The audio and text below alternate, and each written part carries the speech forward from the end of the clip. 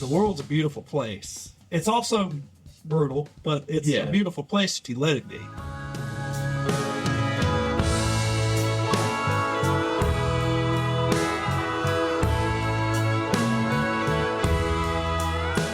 Welcome, everybody, to Nashville Drummers Podcast, episode 54. Quick note before we get into this one. We had a bit of an audio capture error and had to recover the interview. So, hopefully, at the time that you're hearing this, we have perfectly recreated all of the sounds and you can hear all of the beautiful voices of the people in the room. And those people were... us. And, drum roll please, Tyler Bronson Smith. Now, we had a great conversation with Tyler. He's been in this town longer than most of the drummers we've had on, and I think you'll hear from this conversation. He's just a true working drummer. He's kind of done every part to this craft. He's done tours, he's done studio work, he's done cruise ship gigs, he's played with different genres, and more importantly, he's seen the city change. And we talk a lot about how he's adapted and some of those struggles for him. He's a guy that I definitely knew we would need to have on at some point. And then a friend of mine reached out a few months back and was like, you need to have my buddy Tyler on. I was like, I know. I've been waiting to have him on a while. But we finally got around to it. And for all of you people who are waiting to come on the show, just know, I see you. We see you. We'll get you on. Smooches. We hope you enjoy episode 54 with Tyler Bronson Smith.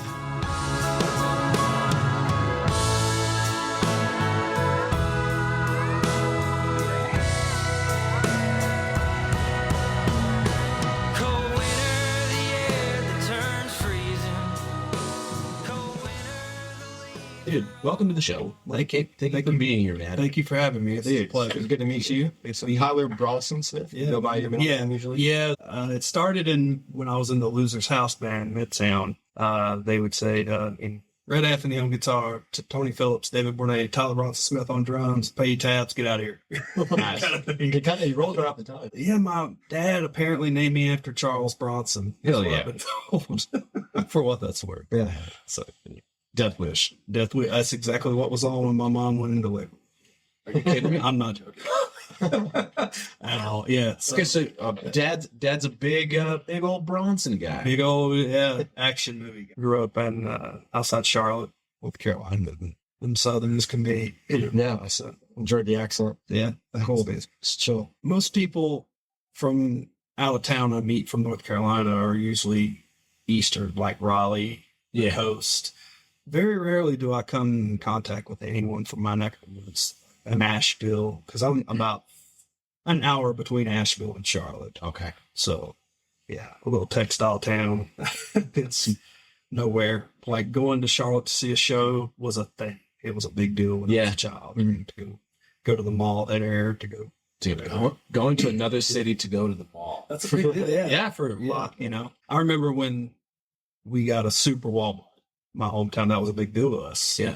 So, dude, well, I feel that because I had to drive at first, I had to drive 2.5 hours to get to a Guitar Center. Jesus. I was like, not that I, well, at the time, that was anytime I got to go to one, it was oh my God, I can go to a Guitar Center. This is so cool. It's Sacramento. Is that where you're from? I'm from Reading. So like an hour and a half from the Oregon border, way up there. And then they opened up one slightly closer in Chico. It was about an hour and a half. Still, it was the biggest place in the middle of nowhere kind of situation. You know what I mean? I get it. Yeah, for sure. Yeah, I feel that. And when you walk in and you know they're a chain and they all kind of have the same theme, but you see the posters of the guys on the walls and you're like, oh my God, this is the coolest. And then, there's Dennis Chambers on the wall, Tommy Lee, you know. I bet everyone who works here is so happy. It's awesome. And they're like, can I help you? Hey man, you've been playing for more than 5 minutes. Oh, sorry. Sorry, man. The new drink theater just came out, and I gotta show you what I'm doing here. That's true. You know what? I do remember playing, sitting down on one of the Roland kits, sure, and playing Bleed. And what this was shortly after it had come out, and immediately the people, oh, that's cool. Yeah, like, yeah, like, all right, yeah. Did you have a lot? Because being from a small town, did you have a lot of situations where you would drive out of town to go see a show? Oh, I had to. I had no choice.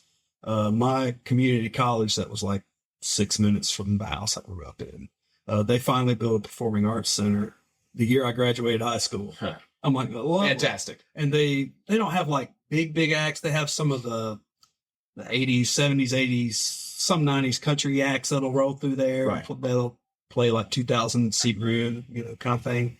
They'll have a lot of tribute bands that are really great, like the Pink Floyd ones and all that are incredible to see. I'm like, lovely. I grew up here and now I move away and there's something to do. Yeah. And they have 100% like we have Starbucks now. We have Chipotle in my hometown. That kind of thing. When I go back to visit family now, I'm like, what the hell is all this? Where was this for 18 years? They got Oak Elk now? They just got a Sprouts in my hometown. Oh, wow. Like, they got Sprouts. Yeah. That's insane. That's the good shit right there. Now we're cooking with gas. What shows do you remember being like, oh, I have to go and see? Well, that I felt that way about, I remember being in the car with my folks and on Rock 101 WROQ out of, I think, Grinkle Spartanburg area. They advertised Pink Floyd was playing the basketball arena that Clemson Tigers in Anderson, South Carolina. And I forget what tour would that have been, 90, right before they broke up. Yeah. And for good. And I remember thinking, oh man, I listened to Wish We Were Here all the time.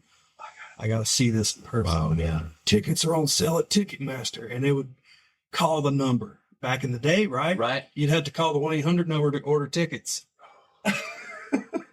There was no other way, or you go to like a music store that would sell. Yeah. That's how it was. I'm grateful that I'm 36 and have experienced a little bit of that. Yeah. Because now the kids, the new slew of players here, they have no idea what it's really like. Like you can order tickets on your phone and all that kind of thing. It's great. But like, I remember going to Music City Records to buy a ticket to go with some friends to see, I'm not gonna lie, it was Hanson in 98. Hell yeah. That's sick. It was a cool thing to do. That was my first show. And then my first real show was Kiss after that on the 2000 farewell tour. I got to see the original four. It was huge. Yeah, right. Sure. It balances perfectly. Right. Yeah. But yeah, that, and I remember hearing advertising for those kind of shows, and it was just so dramatic. Get your tickets here today, and I'm like, oh, Mom, Dad, please take me. Man.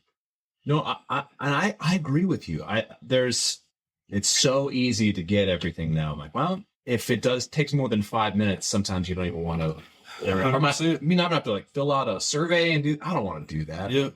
Bro, Not even interested. We're driving hours just to go see the thing happen at all. Yeah. I remember getting tickets. Well, I didn't have tickets. The singer in my band in high school, we knew Avenged Sevenfold and Coheed were playing in Atlanta, and we just hopped in my dad's truck and drove down there. And that's a 3-hour drive to High Five Ice was edge there at the time. And we park, and these drunk dudes come over to us, and they're like, hey, man, we've got these VIP upgrades. Do you want our tickets? We'll give them to you for $20 a piece. And they were pit. So we were right up under Matt and the whole band. And I could see Jimmy really close. This is when he had the PDP kit. I don't know if you were an Avenged fan at all, but he had the double bass and he had the Tom's angle facing at him. Yeah, that was the City of Evil era. And I just, it's just funny looking back on some of the things you do as a kid to go see your bands. I wouldn't do that now for nothing. It's all relative. I want something to pop up that makes me want to do that. 100%. Like, I have a 4-year-old, so I can't wait for her to get old enough to where I'm like, you want to go see Katy Perry? You want to go see John Mayer in Chicago? Just to do something like that. I can't wait. That's going to be a special time. Are you going to make a thing out of being like, I guess my question is, how are you going to introduce music to your kid? And what's your daughter's name? Opal. Well, I mean, Ray Luzier is one of my best friends on the planet. And he said, hey man, if you want to get out of the house and bring the fam up, I know you have a newborn, but we're playing Evansville, Indiana. He said, "You want to ride up and hang out at the show? You're welcome to." So we put earphones on Opal at 3 weeks old and took her, and we went and saw Korn. I love seeing like babies at shows. It's so cute. And it's You had a Korn show? yeah. So we took her, and she didn't raise hell. She didn't freak out. No kidding. No, yeah, and she came to a few of my gigs downtown. It was Wild Horse of all places. Yeah. So she stood side stage with her mom. Her mom's a brewing photographer, Katie Kessel. But yeah, she stood side stage just like a little lady, man, and just observed everything. She didn't give any trouble. I thought, oh fuck, that's kind of a bad sign in a way. Yeah. I mean, she's got a good demeanor about her. Well, that's solid. That's Right.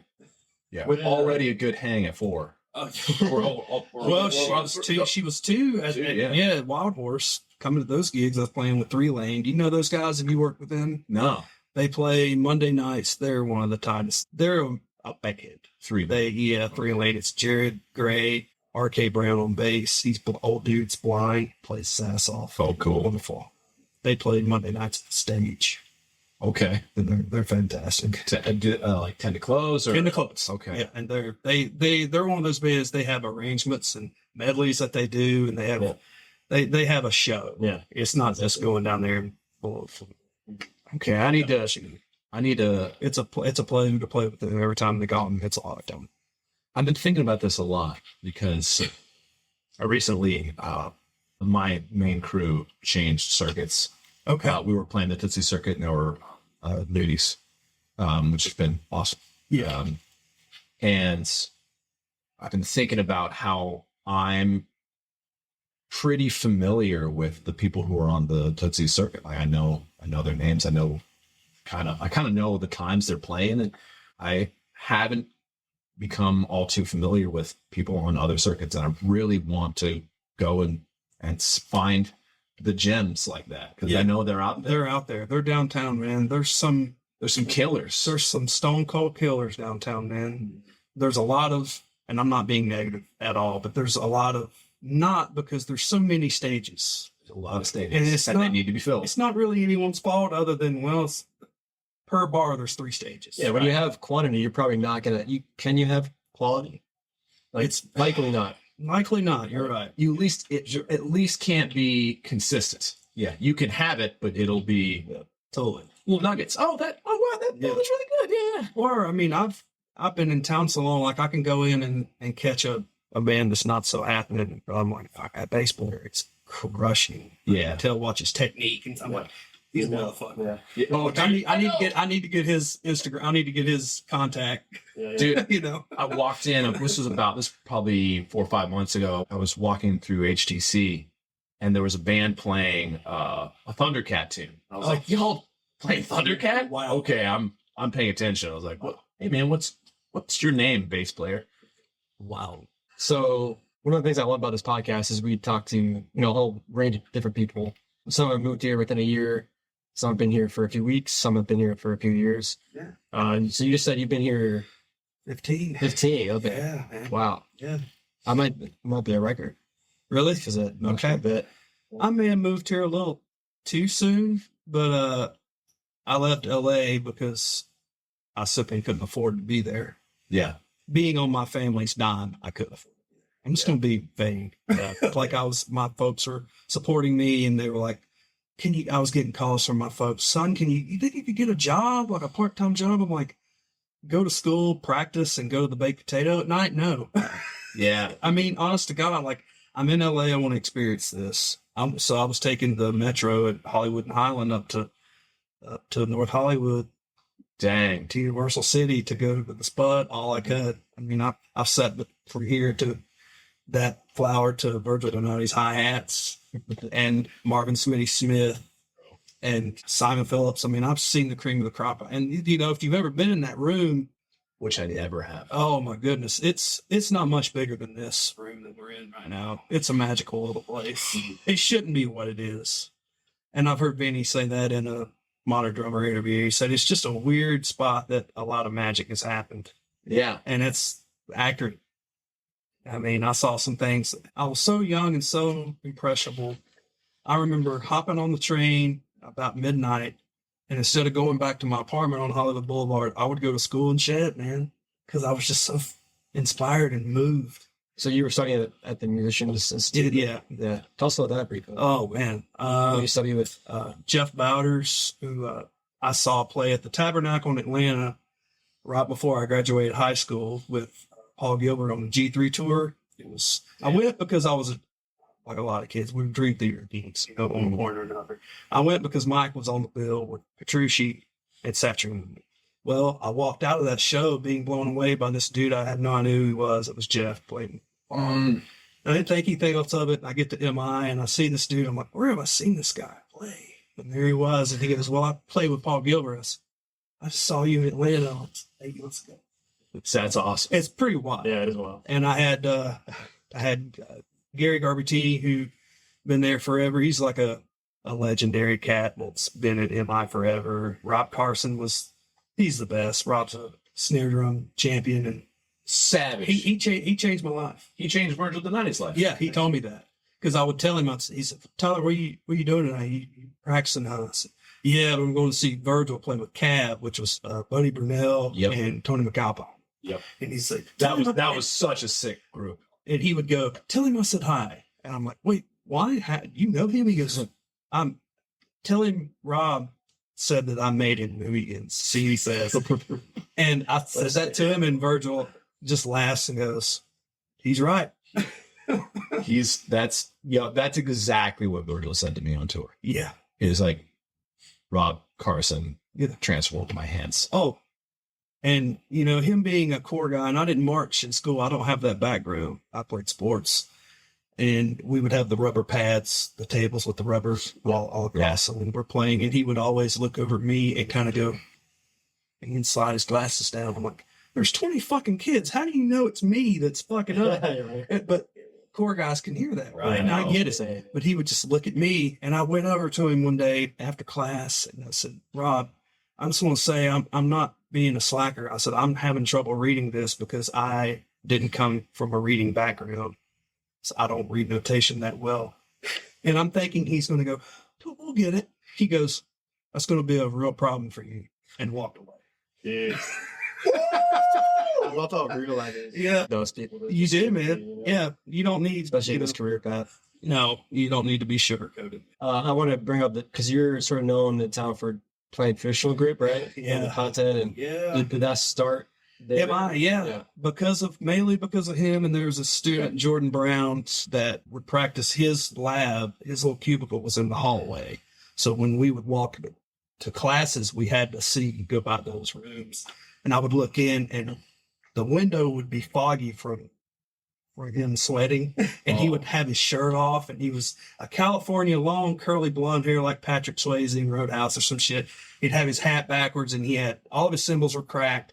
And he was a lefty, and he would just fucking go, man. And I was watching his hand, and I was like, he's notey, but it feels good. Yeah.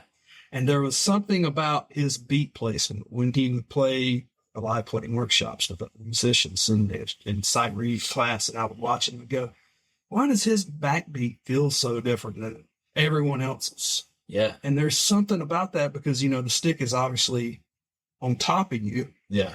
Rather than coming down and with the force of it or whatever. You can get real geeky with it, but it's just a thing that I've noticed with Virgil. I've noticed it with Benny. Even when Dennis will flip the stick around, there's something a little different happening. You need to make a list of all the drummers that can play trad. Yeah. So do you still play with that? Oh yeah, I exclusively. I've never switched back.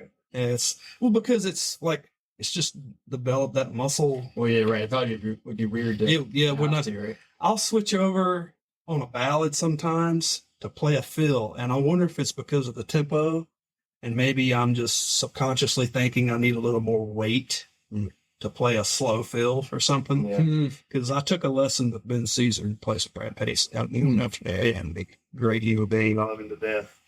He told me that sometimes with Brad, if he's having an exciting night on tour, he'll pretend his hands are boulders so they don't rush his fills. That's cool. And it's pretty cool. Yeah, I I've never thought of it that way, but it dawned on me. That makes sense. So a little mental image training goes a long ways. A long way. I just watched, I can't remember his name. It's a Portuguese guy, but he was giving a demonstration. He was like playing on a pad, and he just kept changing his finger position. Uh-huh. And it made a massive difference in the tone. And I'm like, there's unquestionably a difference. Sure. And like, if you find a sound that you're into and it's holding the stick traditional grip or whatever, if it's German or French or whatever, if you find a sound you like, no shame in the game. That's what I found. Like when I found a sound, and as soon as I figured out a sound for myself, I started tuning to that touch. Yeah. It's all connected. And so many guys will pay me that compliment, and I'm just so baffled by them. Like, thank you so much, but all I'm doing is all I know how to do. Right. And that's what we're all doing. Yes. But it's like, if you'll be honest with yourself, and because a lot of guys think, well, I love bottom, so I'm just going to go get a 26 and a 14 and a 16, and there I am. As one does. That's not the fucking case, man. Yeah. At all. No. Because I got to talk to Dave Maddox, great drummer from XTC. Watch other things. He opened for Led Zeppelin back in the day, and he said he had one time with bottoms. You're tuning your toms way too low. He said, yeah, they don't cut. He said, he said, sit down behind my drums. And he said, when he played Bonham's drums, they were so high they were choked. Yeah. And they were just, dong. That's all they did. But through the big PA at the Forum in LA, we have that sound that we all know is in high tuning and smacking the shit out of it. Oh, yeah. 100%. Yeah, for sure. Steve Smith tuned that way with Journey back in the day. He played those big power toms. It's a sound. It's a thing. Yeah, it's really inspiring. I love this stuff. It's patience too. Learning how to tune is a whole other thing that a lot of players can't do. Like we're all in a tuning journey. Like no one's ever like, yep, I know exactly how to do it all. No, I've had easy times tuning crappy backline kits on tours, and then I've had kits about like that as backline that I can't get the sound like a nice high end. And I'm like, is it me? Like, sometimes it's just a wonky drum head. Sure. Sometimes it's some weird warp in the drum that's maybe a little imperceivable, like visually. So you're like, there's something wrong here, but I can't see what it is. It just sounds stupid. Absolutely. And sometimes it's just a 12-inch tom, which they gave me the most problems. I never had more issues. Dude, I agree, but 14s the 12. I recently got the new Pearl L-arm mounts, tom mounts. Sure. Yeah. The R2 Air with the L-arm. So the L-arm is not really part of it, but it's also nice. Quick plug. Shameless plugs. It's singing now. I'm like, cannot be happier. That's cool. Maybe I've just gotten better at tuning simultaneously. Maybe. Probably a little both. Yeah. So good hardware and product goes a long way. I checked those out at Gear Fest last year at Sweetwater. Okay. I went there with Tom and going over there. I told John Palmer, I said, man, I got to check these out because Pearl's never had that. Yeah, it's a big deal for us. It's a big deal for you guys. And I hit them, and Raymond was there, and Raymond goes, what do you think, Tyler? I went, man, they do sound really good. I said, I'm going to go back over here to my booth. Yeah. Right. So I want to go back to what you said about finding your sound. Yeah. What is your sound? Are you still finding it?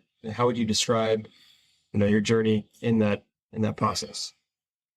Well, when I started recording myself on gigs, I did it out of sheer ego, like a lot of us do at first. But then I started going, wow, I'm playing things I didn't know I was actually playing. Sometimes you just watch yourself, you're like, you discover something new that you didn't really know you were doing. It's a subconscious thing that you do physically. And I started paying attention to my tendencies. And I play very open. Everything I play sounds really wide. I'm not a very dense, my groove is not dense, it's very wide. I guess because I'm a big guy. And so when I started looking for sounds that I liked quick, punchy drums, Japan-made drums that have a quick, get out of the way kind of thing, Yamaha, Tama, all that. And that's just something I gravitated towards because I'm already sounding, no matter what kid I'm going to play, I'm going to sound like me. Yeah. You, for sure. But yeah, if my sonic presence is already like this, I don't need a big open ringy drum, Right. you know, Yeah. to go with that. Yeah. I need something to help me. Something that balances you. Yeah. 100%. That's the key. Yeah. And something I've learned recently is the way a drum is tuned. If you've got a dead drum, it's going to change the way you feel time to a degree. Yes. Yes, it is. And I've heard Steve Jordan, I think he was on a Memphis drum podcast thing or something with Jim Kellner. They did a drum duo thing years back. And someone asked him about the vultures thing. He goes, I'm hitting dead center. It's like a gushy Brady drum with tape on it.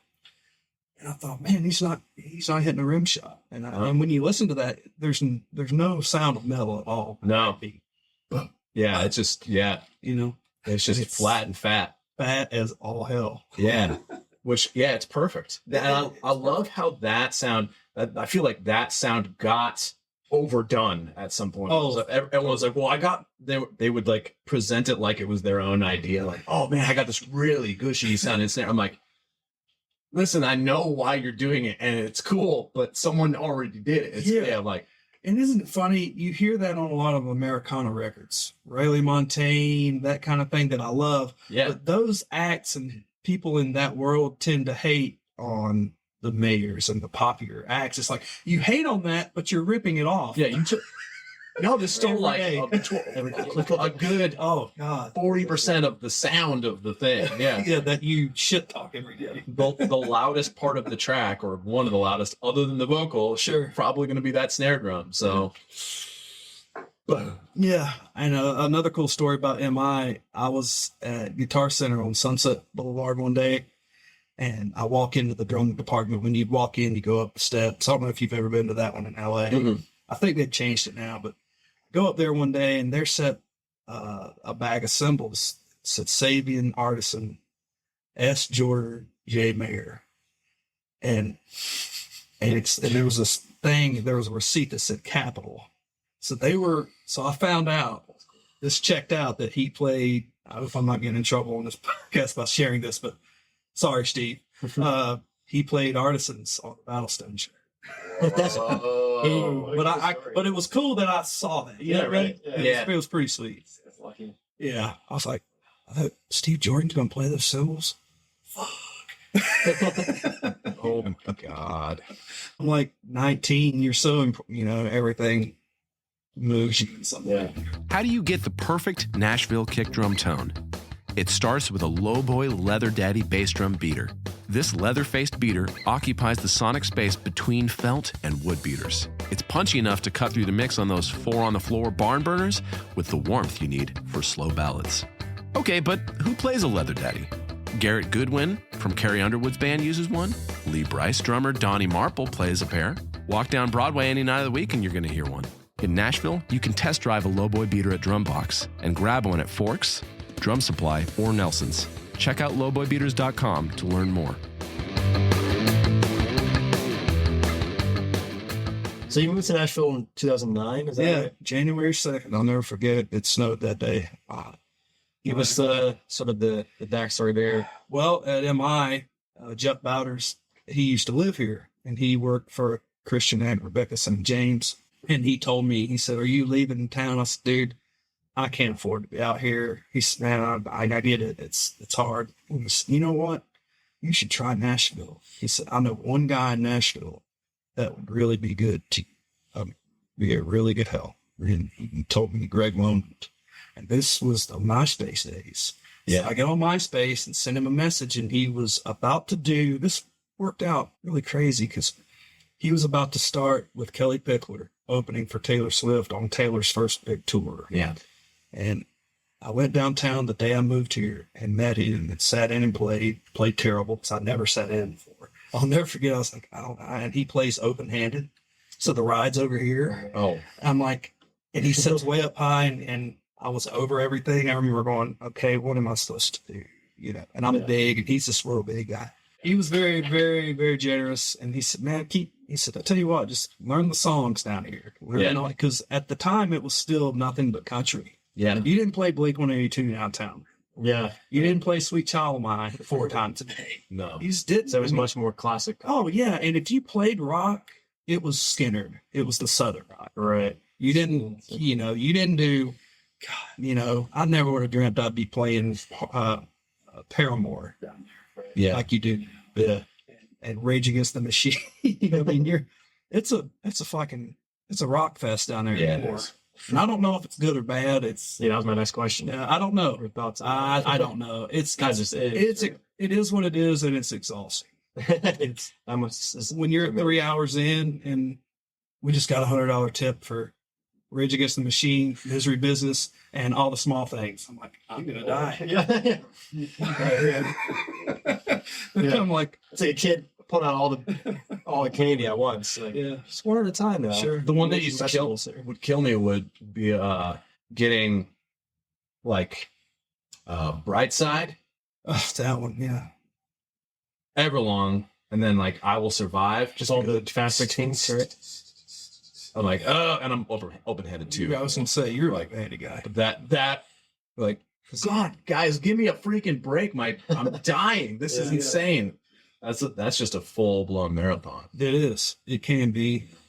So you kind of moved here on a whim, and Yeah, I knew I'd moved back home, and I played locally with some friends from high school, and I played Greenville, Spartanburg, Charlotte, Asheville, and pretty soon in an area like that, you're going to see the glass ceiling. Pretty much, you're going to see that. Okay, I'm going to be playing restaurants that turn into nightclubs on the weekends. That's what my hometown's like. Yeah. So, and it is what it is. There's nothing wrong with that for people to, if you want to work a 9-to-5 job and play those kind of things. But I'd put too much into this at that point to just let it go. Yeah. And I wanted to find people that inspired me to play, and that's what I feed off of that. Like a lot of people, I've had people bash on me about my posts because I'm in clubs playing covers. I'm like, well, listen to the band. The band's great. Yeah. They're grooving really hard, and I'm inspired to play the song that I played 1,000 times, and I made a lot of money doing it. So Yeah. I'm sorry. Oh, for anybody who wants to take any kind of shot at the Broadway thing, let me just set straight. introduce Nathan Slender. It takes a lot more to play down there than it does on the road, by far. That's a good point. By far. Playing 4 hours or more if you're doing doubles or triples. Yeah. Okay. So we're already at the, like, on just a sheer athletic level. It's a higher level. Okay. More is demanded of you. You're probably, like I said, you're probably going to be making more. Yeah. As long as the gig is not stupid. Yeah. Sure. There's definitely dumb gigs down there. And you're going to play a wider variety of songs with more creative freedom. 100%. And here in the last decade or so of being here, I guess the longer I'm here, the more I'm in the scene, the more people I know. Mm-hmm. And a lot of people will bash on you in this scene for being versatile. Have you noticed that? That's great. I get that a lot. For people, what do you mean? And what I mean is, like, I've had guys, why don't you just turn the fucking stick around and play like a man? I'm like, I hit harder than you. Yeah. That's like the worst call. What? And it's just weird. It used to really bother me, but now I'm like, oh, well, that guy. A lot of people that say those kind of things, or they are. That comes out of a place of the unknown and fear. Probably. Fear. Right? 100%.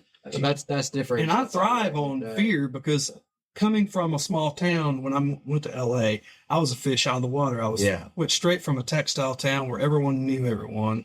You go to Walmart, you see everyone you know, that kind of town, to LA where holy fuck, man, come on. And it's just a whole other culture. I was culture shocked. Yeah. I was opened up to so many beautiful things that isn't accepted in my neck of the woods. And now when I go back, I don't really relate to a lot of people in my hometown because they still live in that mentality. Right. Yeah. And it's unfortunate because the world's a beautiful place. It's also brutal, but it's a beautiful place if you let it be. You know, come on. I mean, obviously everyone uses the freaking fishbowl analogy or whatever you want to call it, a pond. Like, go to a bigger pond, there are bigger fish. Like, you go to a bigger place, there's more of a chance for you to grow. And there's not necessarily anything wrong with living your whole life in small town. Don't hear any of us saying that. Yeah. That's clearly not. No traffic. I get it. Hell yeah. That sounds awesome. Yep. And maybe that's how I retire. Maybe I'm like, okay, sure. Maybe so. Yeah. Possibly. Yeah. But if you want to grow, if you want to be in a situation where, like you said, you're like, I want to go somewhere where I can be around people who inspire me. Like, that was my whole thought of moving here too. I'm like, well, I want more of a shot to do music for a living, and I want to be around a bunch of badasses. Yeah. Because I wasn't. Yeah. Yeah, 100%. And when I was in LA, like, I was around guitar player GIT students that could sit down at a drum kit and play better than I play now. I mean, there's freak talent out there. Oh, there's freak talent. Freak talent. And I watched some of these dudes that were like bass players or guitar players or even just singers. I remember this one kid sat down with a band and played actual proof, note for note. Whoa. That dude. Yeah. And I'm like, you know what I mean? I mean, it was inspiring, but I was like looking at some of the teachers going, is this for real? And they're like, oh, dude, you're in LA, man. This is where the real motherfuckers are. You know? Yeah. You run. I did. But you know what? I got to give it to one guy from my hometown. It's a guy named Kyle Miller. He was a monster guitar player. When I first met him, he was playing at this blues show, and my buddy Logan Volmers was like, hey, this is Kyle. He's the next Jimi Hendrix. And he was a killer. He was an absolute killer on guitar. And then we were jamming one day. We were both really into like Mars Volta and a bunch of the mathier stuff. And he sat down and played that breakdown from Take the Veil, Serpentax. Yeah. With all those weird changes. And he did it. He nailed it. I was like, yo, fuck you, dude. What's your deal? I can do it now, but at the time I'm going, so you can play like that on the guitar, and then you can just pick up. He's like, so you play drums? He's like, no, I just really listen to that one a lot. Like, I don't like you anymore. Yeah. You know, something that opened my brain up was at MI was having clinics and seeing all the legends that would come through and give clinics for us. Yeah. And we would get some of the virtuoso guys like Marco Miniman. Yeah. I remember later on seeing Daphnis at PASIC. And there's guys like Daphnis that they don't play drum kit the way I sit down at a drum kit and think I'm on a drum kit. This is how I need to approach this instrument. He sits down at it like he's got a bunch of percussion. And it changed the way I viewed some things. And when I met Abel Borrell Jr., I had a layover in Chicago going to play a gig with this country act, Steve Holy. And he had played with McCartney the night before at Lollapalooza. And he walks by me, he's got his backpack, and he's looking for his term with his gate. And I said, hey? And he goes, hey, man, he's the biggest ball of positivity and sweetness you will ever see. Yeah. Oh, my God. And I said, dude, you gave a clinic, the first clinic I ever seen in my life where you at MI. And he goes, oh, God, I was so nervous. Jim Kilmer was sitting front row. And I said, oh, fuck, I bet. And I said, well, I was there. And I said, you played great. And we were just talking about some of his influences and some of the teachers he had at Berkeley. He had Ian Froman. And I looked Ian up. I found some stuff on him in Modern Drummer. And I found his YouTube stuff. And wonderful jazz drummer. And he plays jazz gigs and teaches at Berkeley to this day around the Boston area. Yeah. And he told me some Latin guys that changed his whole approach to a drum kit. He said, when you sit down at a kit, Americans think 1 and 3, 2 and 4. That's right. the basic. He goes, that's not the way they think. No, not at all. At all. And if you could incorporate some of that into your thing, you'll have something more interesting to say. And there's some records that Abe's on where I'm like, ooh, that is so tasteful. And so, but it's still him. It's still got that fat, meaty thing that he does. But, oh man, there's just so much out there. Like when I found out Manu Katché put out records where he raps. You ever heard any of that shit? Yeah. Yeah. And he's playing drums on it too. It's fucking stupid.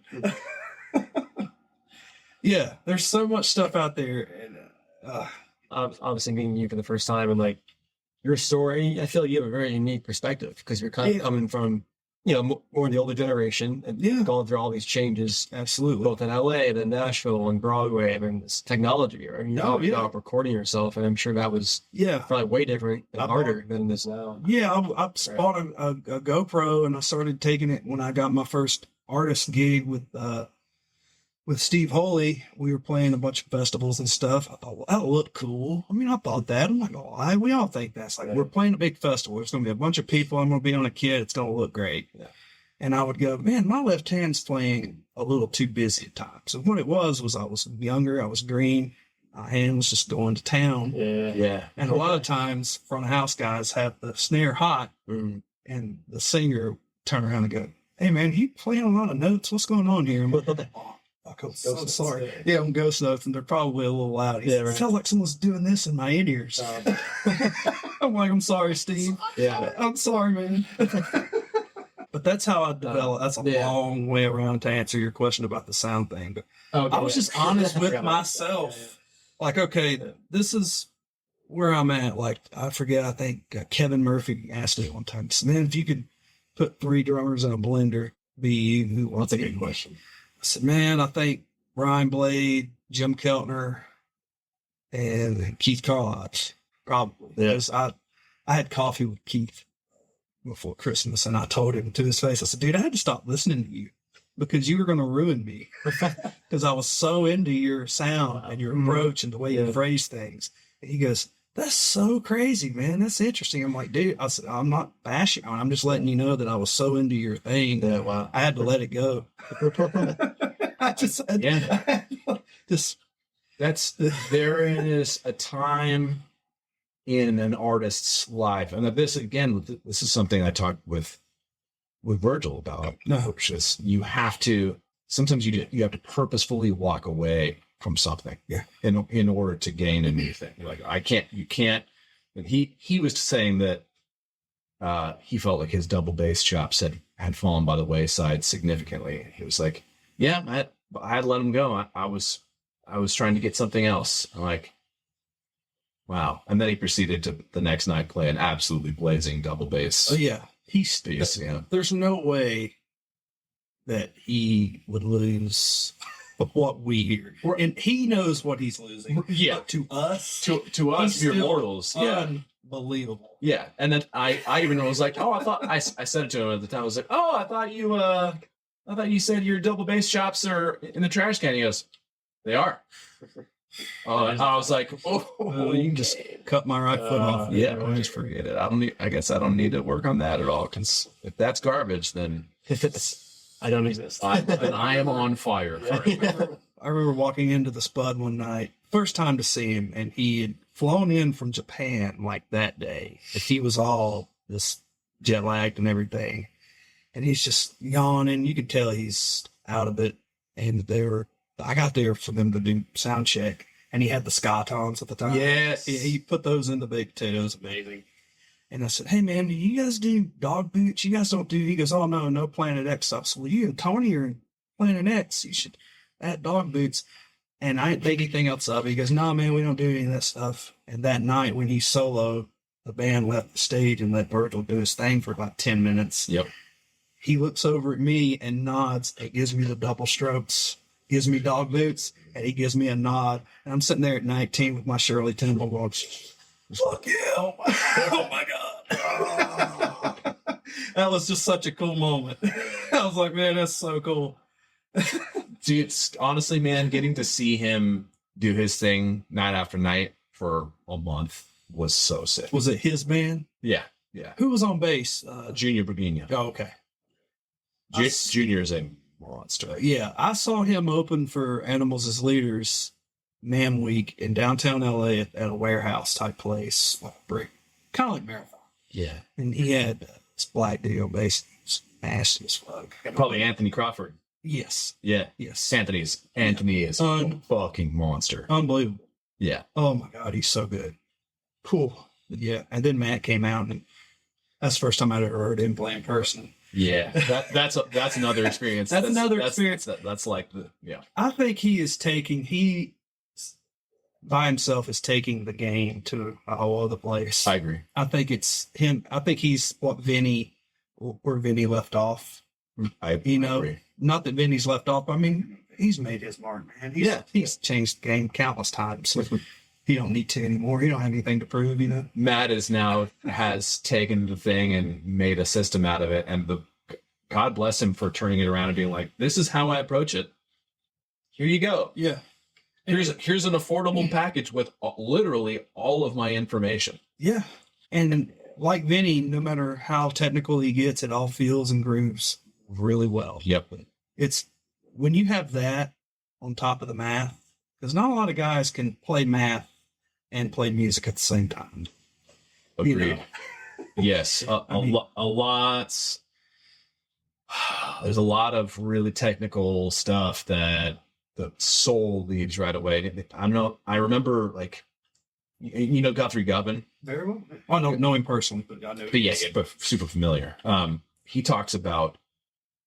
He's like he goes, I'll have these great blues players come to me, and they want to learn the metal chops. And great, that's so cool.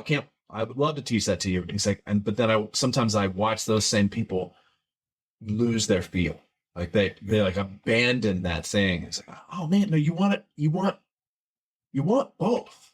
He's like, and that's the same thing. He goes, then I'll have the guys that have incredible facility come in and they want to learn the soul thing, and then they start letting their technique disappear. It's like, no, it's not. It's neither. Don't abandon either thing. Musicality and facility can and should coexist. Absolutely. It should be from a place of, how do you say it? Your creativity, your composition should inform your technique. Like whatever it is, whatever sounds you want to make, your technique should be the thing that creates the exact sounds that you want to make and nothing else. Sure. Yeah. I think ego tends to get in the way a lot because somebody has worked out sticking or a phrasing. I'm going to shove this fucking thing in this song. Here comes 2 bars. I can do that. Yep. God, man, it felt like dog shit. And then after you played that, the groove didn't feel as good again. Yeah. But they don't care because they wanted to make that. It's like, man, do you think that's been a negative of the social media era that we're in? Was that we're just learning like this quick, easy, accessible licks and transcription? I think we're forgetting the musicality. Yeah, and I hear guys bashing on the educators, and I don't think that's necessarily fair. Yeah. Because they're simply just teaching this lick. I'm not going to say names, but there's a guy that will just teach the lick. I'm like, well, there's a whole world around that lick. And a lot of the licks you're teaching really don't work in a musical context. Yeah. But I think I even know the guy that you're talking 100%. about. And he's a wonderful dude. I've met him, but I don't think it's as much his fault or any other educator's fault as it is the way the people take it in. Right. Because you don't have the awareness, the musical awareness to know, like, well, sing that lick. What does it sound like? Sing it as a phrase, as a melody. That's how I use when I solo and when I play fills, I play them as melodies. And it's almost a shortcut because I think of melody and melody in time with everything I'm already playing, as opposed to this is 7-note grouping. Yeah. Like that's just so lame to me. And there's guys that sound dry. It's very dry, and you're not gonna do anything to wow anyone, man. To this day, I can listen to Steve Gadd play anything, and it's like that feels so good. Yes. And it's like that one ghost note he put after that hi-hat lick and whatever. I'm like a Ricky Lee Jones record, Pirates. Oh, if you know that record. I don't. Listen to it. Okay. Please. It's unbelievable.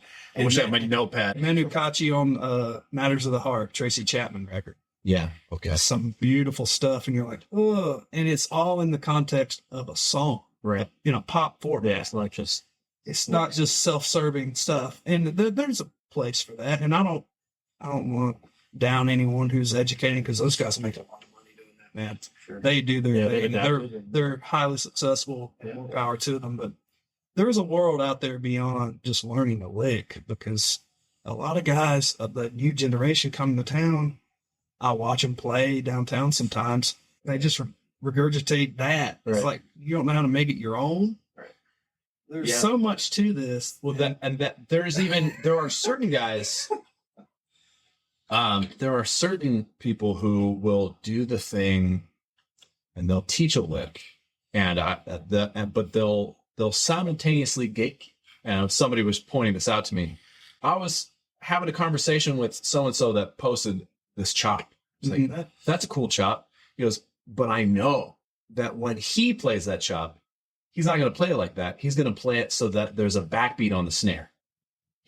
I guarantee he phrases the chop the opposite of how he's posting it. He's like, 'cause here's the thing. This is technically look at this cool content. But it's like, but he's hiding the ball from people who are actually looking for something. Context is everything. Oh yeah. We had a really great chat all about this with Tim Buell, because he does transcriptions, and he referred to it as the blueprint. He's like, I can give you, like, you can buy the blueprint online and you'll have the transcription, but if you don't know what to do with it, then it's kind of useless. Mm-hmm. Yeah, like you're just reading a blueprint of what.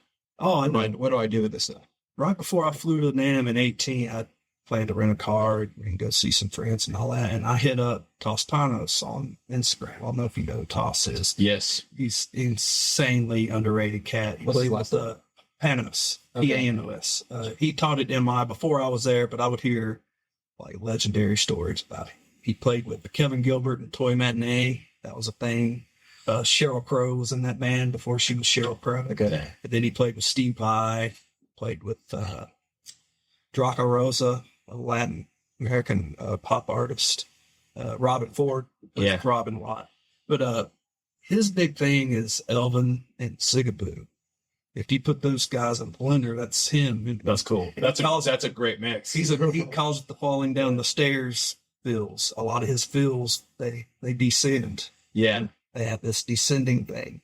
And I called him. I got his number from Kirky B. He was kind enough to give me his contact. He said, well, if you went to MI, you sound like a good dude. I'll give you his contacts. I planned on getting a lesson with him. He said, well, man, I can write this shit out for you. But I mean, you're going to have to work on it, man. You're going to have to really work on it. You're going to have to play it with people. And I'm like, oh, fuck. And he's right. You have to, it takes years. Much harder. To play, I mean, I was playing along to Journey records and things that every drummer does, but it took years for me to incorporate stuff my own way. And I'm still doing it. I'm only 36. Did you ever cause I know for me, I had the point where I spent years not really playing along to music. I just was kind of like practice things to a metronome. It was a very like cold, dry, technical practice. And I won't say it yielded nothing, because it definitely brought something. But did you find it helped your natural meter with a band? Or were you...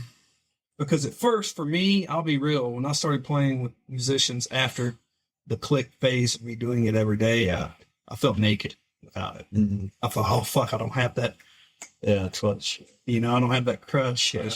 I feel like the thing that it brought me the most was just mostly like a smoothness in my hands. And that was the thing that I got out of it. It didn't, for some reason, it never locked into me though. Like that if I need to, if I want to be applying these things, I literally have to practice applying them, which means I'm like, well, I don't want to do that on a gig. Although sure.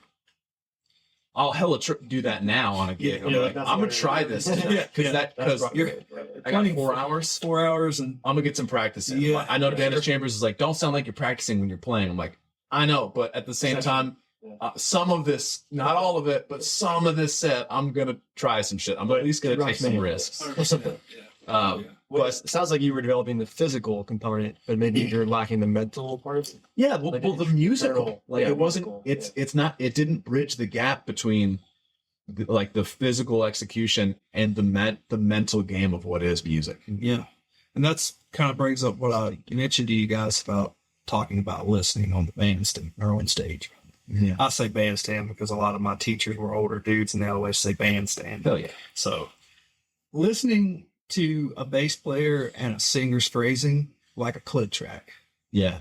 There's an interesting concept, and it's not hard. Like if you know the song, like when I post something and someone will say, some of my buddies that just like to give me shit. Yeah, that's just like the record. I'm like, dude, listen to the way the band's playing and the singer's phrasing this. If I played it the way it was recorded, I would be wrong. I'm going with the band. Right. I'm going with the band that called me to do this gig that's going to pay my power bills. Right. I'm going to go where they go because that's what's important. So you're treating the other literal musicians off stage as the clique, as like that's the true north. Yeah, right. And if you're not confident in yourself, because there's a lot of those standards down there that the Brooks and Dunn tunes and some of the country stuff that the Boot Scootin' Boogies and all that. You can play those. Come on, it's full on the floor. You can get through them. Yeah. But like when you're having to play like a ballad, like if someone wants to hear Vince Gillis, whenever you come around, one of those slow songs that has Carlos Vega on it, there's nothing but space. Sometimes I latch on to the way the vocals are bobbing and weaving and the way the bass line runs and all that. And when you listen to that kind of thing, you just have no choice but to grow as a player. And it's a beautiful thing because then you start listening to recordings differently and go, wow, I can hear now what Nathan East played on that and Eric Clapton too. I think you just hit the nail on the head of exactly what musicality is. It really is just, it's listening and responding. Oh yeah. If you're just, you could be the most perfect recreator of all of those tunes. And it could be just totally boring and terrible to listen to. Because, well, first of all, I'm not going down to hear a perfect recreation. If I want to go listen, I want to hear what you have to say. And neither of those drunk chicks from Champaign, Illinois, that came down to drink all week. They don't care. They don't know. They don't know, and they don't care that you're playing "Man, I Feel Like a Woman." Yeah, 6 clicks too fast. Right. They want to have fun. They want to have a good time and drink with their, their whatever they're wearing. Yeah. With their super original. Not wearing. Yeah. With their super original and never before seen pink cowgirl hats. Right. Great idea, girls. Never seen that one before. Certain songs I don't like playing at all down there, but I don't know why. I think it's just because I played them since I moved here. Yeah. Because no matter what gigs I've done on the road or whatever, where my career's taken me, thank God I've always had that strip of bars to go back to. Yes. Because it's not a crutch, but it's a safety net for us here, and it's become so lucrative. Mm-hmm. And it's a blessing in a lot of ways. It gets a bad rep, and I hate it a lot. But it's just because the people that are down there don't respect you. Yeah. That's what I hate. When you're wheeling your gear through a crowd of people, and they just look at you and your drums, and they just, oh, you want me to move? That's tough shit. Like that's pretty much how they treat you down there. And it's hard. So do you remember the Red Bull race day? Yeah. You downtown for that? Yeah, it was. I was playing Big Rocks on either 3rd or the roof. And I parked on 5th. Ooh. I didn't have a cart. Okay. You're carrying all my shit. Oh my God. All my shit. Through that, I walked down on the opposite side of the street. Okay. All the way to 3rd, walk up. Hey, how do I get across? Oh, you can't cross here. You have to cross at 5th. So I have to walk my happy ass all the way back to 5th and then cross. And the entire time, everyone is just like cows on ketamine. Yeah, and people would turn around, see me with all my shit, and just look at me, and then just turn right. Clueless that you need to get out of their way. And I'm in physical pain. I'm in agony. My hands are cramping up like crazy. At that point, I just started move. I started incriminating myself. I started slamming into people. Yeah. I don't even sure. I'm like, get out of my way. I gave you a chance. And I was like, pardon me, y'all. And they're just doing this. I'm like, pardon me, y'all. I'm like, I will shoulder check you off the fucking sidewalk. I don't give a fuck. I'm in pain. Fuck you. Oh my God. Man, it's funny because like, I think I probably just did, worked with the dudes in Metallica and their side project. The first day of rehearsals, I left that first rehearsal and went and played a Broadway gig. Right. Because I was booked and I was like, well, we're done at 9:15 with Rob and Kirk. I can make this 10 to 2. Fuck it. And the next day of rehearsals, I told Kirk what I did. And, you know, he's been a successful rock star for 4 decades. Yeah, a little bit. He had no idea what I'm going to play a shift. I said, well, have you ever walked around down there? He goes, yeah, bro. I'm like, well, there's a band every 4 hours and we play without a break pretty much. Yeah. And he goes, oh, wow, that's crazy. So you want to smoke some weed? Unless you really said physically walk down there, you don't get it. Right. You don't. And it's such a world of its own. Like when people from even Charlotte come out that I played with back home, they'll come out and they're like, dude, this place is a trip. Yeah. There's nothing like it. There really isn't. Not even. And like I was telling Luzier this, like, dude, in LA, you can't go somewhere and play and make this kind of money. No. You know, There's you can't even go. You can't do that in Miami. You can't do it in Dallas. you can't do it in Austin. No, there's nothing in Austin, man. Yeah. I almost moved there in 2012. I fell in love with it, but the infrastructure's not there No. for live music. They want it to be, but it's just not. And last time I played there, I was touring through with this this really cool singer, Kira Small, who owns Sid Gold's Piano Bar. Have you ever been over there? It's in Gallatin. Yeah. Yeah. Well, do you like it? It's really cool. It's cool. I did Cool not experience. Yeah, Okay. It was Well, a cool experience. Kira is an incredible R&B singer-songwriter. She loves country. She sings background on a lot of big records. And I toured with her. We were a trio. Her on keys, singing, bass player, and myself. It was so much fun. We played this little place called Don's Depot in Austin. And this was 19. And I walked around 6th Street, and it was a skeleton of what it used to be. Like a lot of the clubs are gone. You know, it's just and a lot of the places that I played back in 2012, 2013 are condos now. Yeah. They're gone. They're just gone. They're not even, it doesn't even look like the same part of town. It's kind of scary, man. Yeah. Because Nashville's on its way. Yeah. Because I remember playing at Soul Shine Pizza in Midtown. Do you remember that place? I sure do. The jam nights and stuff were so fun. Like Jack Pearson's would show up and just shred. Yeah. And he would set in with us. And then they built condos on that back street there off of Music Row, where people knew that Losers and Winners and Red Door and Rebar and all that's right there. But when they bought their places, they started complaining about the live music. And Soul Shine is no more because of it. Yeah. I mean, I moved here in 2020, so it's cool. Oh, Every perspective. Yeah. You know. Well, I've just seen it change Seen it so all, much, you know. Yeah, I remember the Assembly Food Hall used to be the convention center. Yeah. Oh, wow. Yeah. I remember Summer Nam was there. I did not go to Summer Nam there. That's crazy. Yep. What do you think of the? It's small already. That whole It's cool. Shopping I just district. got a gig there playing. That's cool. Yeah. It's a 3-hour Skydeck? shift. Yes, Skydeck thing. That's cool. And it's the pay's great, and they seem to care. We had a good player players. rock kit, I believe. Is that what it is? That's it. Oh, I don't have to bring anything but cymbals, snare, and pedals. So I'm good for it. I always take that stuff. Yeah. No, Because- you're a pro. Somebody will just say, you know, hey, we got all this. I'm like, yeah, but I'm not using a house throne. No, I don't want my ass ball to be in my chest. Yeah. Yeah. It always amazes me. Like, I mean, I'm not knocking on the Nashville drummer Facebook groups, but I always see I will. people that are like asking, like, what is the house kit or what is the situation? Like, They don't. when you just ask the venue, like, why am I going to ask Facebook?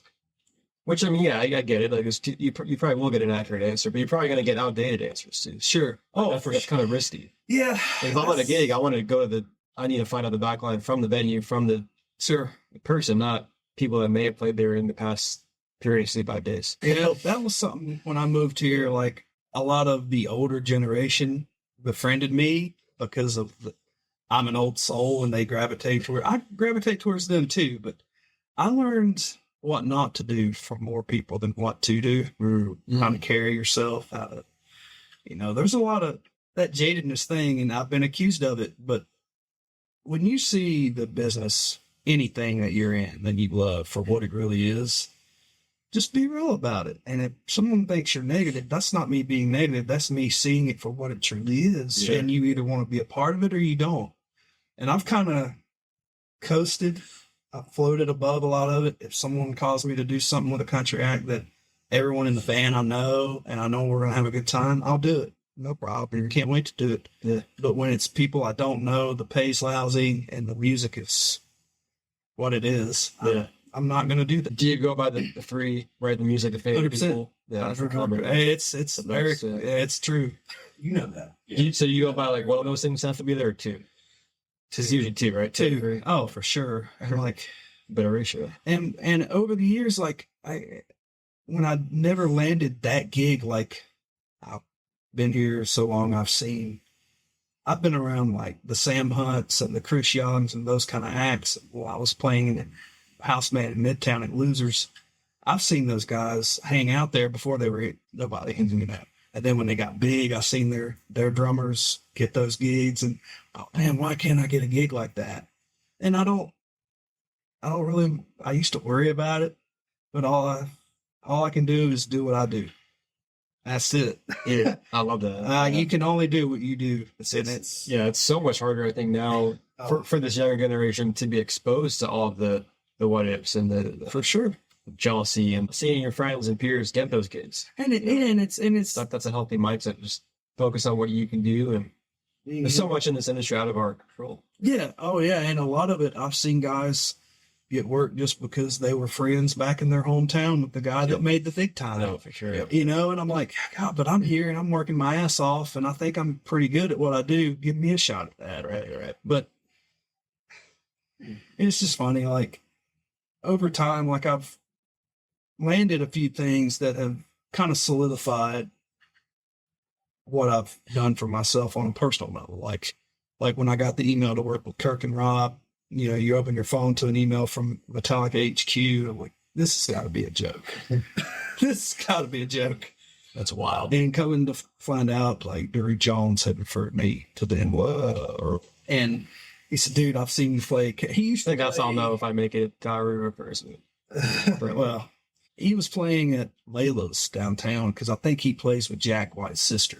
Oh, yeah. Down there. She does shit down there occasionally. And I'll never forget it. I was playing at Tin Roofs, and I just happened to turn, look in the street, and there he was in his Adidas tracksuit. And he's sitting there, just big grin on his face. And thank God we were doing some Prince tunes and stuff. So we were throwing down. He goes, I see you. I'm like, you see me what? Did I fuck up? Well, you know, I'm being all insecure. Yeah. And then I wheel my gear up the street, and he goes, I didn't bring a throne down here. What do I do? I'm like, well, you set up real high, right? So I went and got him a bar stool. I'm sure you remember that if you watched this podcast. So he played a gig. He played a gig on a bar stool and crushed. He sounded so good. That's so funny. Yeah, had that big grin on his face. He was crushing. I watched probably an hour of his set. But yeah. Yeah. Dang, just funny stuff. I had no idea he was down there. That's what I'm saying. That's why I want to be like plugged in. I want to be going to more spots, more just to randomly check out bands. Oh, dude, I remember when I moved to town, I rented a room with these guys, and Kenny Vaughn was my next door neighbor. He plays with Marty Stewart, and his wife Carmela plays with James Taylor and a lot of big names. So it's a serious musical family that you can imagine. And he calls me one night and says, "Hey Tyler, I'm playing Roberts, and DJ Fontana's on drums. You might want to come down here and check this out." It's Elvis's first drummer that played Elvis in the heyday when he was doing the hip swinging and all that. Yeah. I said, holy fuck. And this is back in the day when you could park on Broadway for free after 7. Gone are those days. I drove down there and parked in front of Second Fiddle. Shut the fuck up. I walked into Roberts and watched DJ Fontana play at Roberts and ate, I think it was the recession special, where you get a bologna sandwich, a bag of chips, and a PBR. Don't even tell us how much it costs. $7. That's not even the price of a beer. You can't even get a beer down there for that. Oh my God. That's insane. Nashville is the best. It's wild. Come on. It's wild. Yeah, I just love, you have such a positive mindset with all this. And I love it, man. It's just so weird to see where I've gone with it, and it's been the most random things, and the things that have happened for me have come out of nowhere. well, I want to People go that I there didn't next. think Yeah. that I didn't even think like me because they were weird around me, they were quiet or something. Yeah. You know, when this is not coming from arrogance at all, but when someone hears you play and they know you got some shit in your bag, Yeah. they kind of get weird around you sometimes. Sometimes. Sometimes. Intimidation. And yeah, and I'm like, man, just because I'm playing the way I play, that don't mean I'm not going to come up and talk to you. Yeah, you're about still a it. good dude. Yeah. I just take my shit serious. Right. Yeah. And if you don't, that don't make you any less of a person. Yeah. You might have your shit together in other ways way better than I ever will. Yeah. Because I know some big name drummers that can change the game every time they sit down, but they can't boil water. Yeah. Who pays the taxes? Yeah. Yeah, keep a relationship. You You know what I mean? That's the big one. That's the big one, which is hard for our line of work, period. But Yeah. there's just so much to what we do that's never talked about. Why did so and so get this gig? Why did so and so leave that gig? Well, a lot of it ain't even their playing. Sometimes they don't get along with somebody. Sometimes somebody in management just has it out for that person. You know what I mean? I mean, there's all kinds of things in this industry that even an autobiography by some famous rock star won't share no more. And I've heard stories from friends about why so many people get out in bands. That is so dirty. And not only that, when you get fired from a gig, your livelihood's gone, man. You know, what you're doing to support yourself. And if you have a family, when that's gone, it's like, you just feel like you're at scum of the earth all of a sudden. And I know people that I've watched get fired and they call me. I'm like, well, dude, I haven't even gotten a full-time gig really to be fired from. I've filled in for countless people for years, and I've done it for years on end. But then when they want to hire a new drummer, I don't even get an audition. After I've filled in, Yeah, you've been in the trenches. been in the trenches Right. with no rehearsals and all that, I don't get the call to do the gig. That's happened to me 3 times. How I'm do like, how do you maintain like this positive outlook, you know? because I know it's nothing I've done wrong. And you've just learned that over the years. Yeah. And it's almost like people have who they want in mind. You know, sometimes they don't want some dude that's overweight like I am. Sometimes they want some skinny dude. Sometimes they want a girl. Sometimes they want, and you don't have that. You don't have any control That's a over what they reality. want. That's We the don't have to reality. talk about, but Well, it's reality, man. And that's not negative at all. Mhm. If that's what you want, great. I can't provide those things for you unless you want this. You know, Do you know Lou Santiago Jr.? He was like Modern Drummer Festival 2003. He was the over 21 undiscovered drummer winner. that's where I remember that name. He's the dude who had that insane double left foot clave thing. Yes, that is inhumane to this day. And I talked to him before I moved out here, and he was just like, because he lived here for a little bit at one point. And he said, I auditioned for a gig, and I was playing trad grip, Sure. and the guy called me after and was like, hey, I got to give this gig to the other guy because he doesn't play traditional grip. And he was like, well, I can play match grip too. He's like, oh, okay, then you're hired. And he's like, there is a lot of, they are extremely image conscious. Oh, And yeah. I was like, well, that's really weird for me to think about. Sure. Because I think probably we're on the same page where I'm like, well, I'm not going to like go out like looking like trash, but that's not the thing that I'm thinking about. I'm thinking about sounds. Yeah. And I've been bashed on by guys because I wear shorts on gigs. I'm like, It's hot, it's motherfucker. hot. I'm sweating. I'm sitting behind a bass drum. You can't see me from here down anyway. Yeah, right. You can't even see what shirt I'm wearing half the time. And that kind of thing. And it just shows how much people put into that. It's a bummer to a degree. And I don't know. I've always used Vinny because I've seen Vinny play with Jeff Beck in an arena with sweatpants and a fanny pack on. Come on. But I mean, he proceeded to weld my face to the floor. I was going to say, yeah. Benny's coming out in sweatpants, he's gonna make you sweat. My first artist gig experience, I got called fill in with Josh Thompson. They were on the CNT Farm Tour, opening for Luke Bryan in 2012, right before Luke exploded. And I didn't know that that's what the tour was that I was going to be playing on. I thought it was just a date, some theater, some country club or whatever. I get on the bus, meet the guys. We go through the songs. I get my charts out. They're like, okay, man, you've done your homework. Great. So I wake up the next morning, I look out the bus window, and I see a big semi with Luke's face on it. I'm like, oh, shit, this is a big deal. Yeah. And I see the big stage and everything. I'm like, oh, man. And I brought my Spawn. I was a Spawn endorser at the time. I brought my big 26 Spawn kit out. And yeah, remember those guys? Oh, yeah. Yeah. Brian. Yeah. He's still one of the best boutique drum builders ever, I think. I get out there, the track starts for us to walk on stage. I count the first tune in, and I'm doing my thing. And Josh, the artist, walks out with a Dixie cup. And as he's walking by me, he stops and looks at my left hand and goes, "What's wrong with your hand?" I'm like, what? Is it that big of a deal? Right. So we get on the bus. I'm changing my shirt after to go watch Luke's set, and he talks to me about why I hold the stick that way. Yeah. I said, "Is it a problem?" He goes, "No, man, I've just never seen it before. Never seen it before." Yeah. That is wild. That is really wild. How did you get this far without ever seeing it? I understand a non-musician. Yeah. Looking at that, be like, what's up with that? Why is he doing that? Kinda, but I still feel like there's enough in popular culture that you just see that image. That, I know. You guys didn't rehearse? Or? No rehearsals. Okay, gotcha.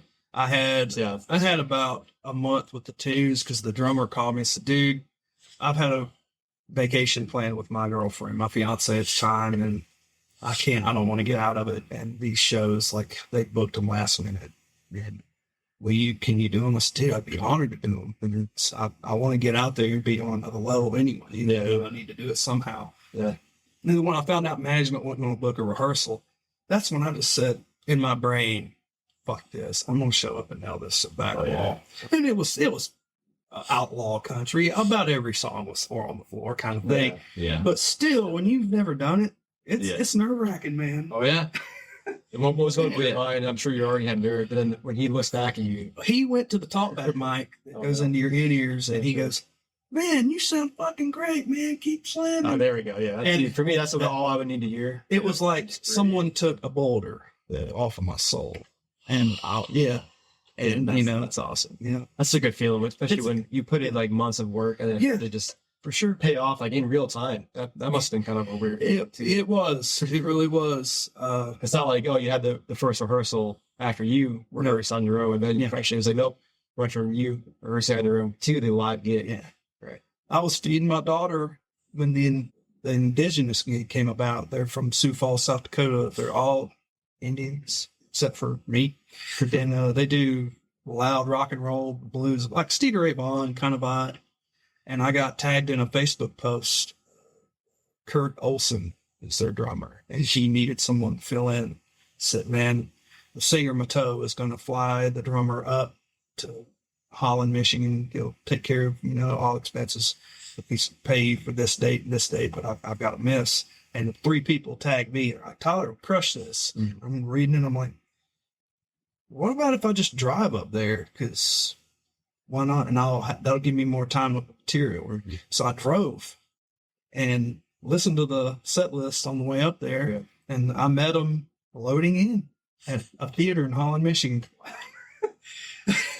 And I thrive on that. Yeah. You thrive because it's like, I might fuck this up. Yeah. No, I'm not going to. But I'm not gonna. Yeah. And it's the risk and defeating the risk. There's I can't tell you what's more rewarding than that. That feels so good. It does. And I remember when we were doing sound check, he said, "What do you want to run?" I said, "Well, since I've never played with you guys, can we do you want to do a Hendrix tune? Let's do Hey Joe, because you do this in the set just to shake the cobwebs off." And then we did 2 of the originals. He goes, "Okay, feels good. Let's go get something to eat, chill out for showtime." And then that happened. And what was funny, Kirk and Rob covered an indigenous song in their project. And when I worked with them, they asked me, man, who do you work with, man? Who do you play for? Who's hired you? I said, well, this band Indigenous. And they're like, is there a guitar player, Mato Naji from Sioux Falls? I said, yeah. And he said, dude, we covered their song Things We Do. That's wild. And it was really wild. So, you know what I mean? Yeah, like, yeah. All of a sudden, Totally. Rob and Kirk are like, so man, tell me about that gig, man. What's playing with them like? I'm like, why do y'all care about me at all? But they're just good people. Yeah. You know, they're genuinely good people. And that was kind of the connection that I was home free. It's like, okay, I don't have to be nervous. I can just sit in here and play with these guys that I had posters of on my wall. Yeah, no kidding. So and it's nice to have something like that in that situation. Oh yeah, because I didn't think I was going to have anything relatable. Right. But then How could you think? How could you? And then I said, well, I went to MI, and Rob goes, dude, I went to Dick Grove School of Music in Pasadena. No kidding. And I said, oh fuck. And he said, we used to take the bus from Pasadena, Burbank area, and go down to PIT and hang out with the drummers down there. Because Jaco Pastorius used to hang out at MI back in the day, I guess. And Rob would go down there and gurn him, I guess, or whatever. Dude, this industry is so small. It's so small. We're so interconnected. And that's another, like, you really can't afford to be not a good person. No. When it comes down. And the longer I'm around it all, the more I hear more bad than good about a lot of people, you know. Yeah. And you just do, and people like to gossip about it. Sure. But it's fun, not in a negative way, but it's funny to hear, oh, so-and-so is actually not a good person at all. Yeah. Like, he perceives himself to be this great human being, but he's really not. And you hear that a lot, and it's really crucial, man.